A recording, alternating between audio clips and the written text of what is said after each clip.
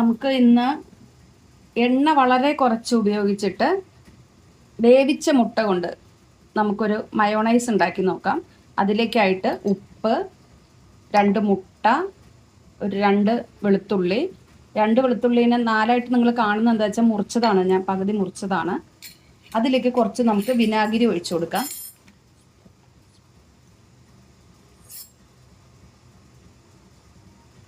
ഒന്ന്, 2 സ്പൂൺ വിനാഗിരി ഒഴിച്ചിട്ടുണ്ട്. ഇനി നമുക്ക് ഓയിലാണ് ഒഴിക്കേണ്ടത്. ഞാൻ ഒഴിക്കുന്നത് വെളിച്ചെണ്ണയാണ് കേട്ടോ.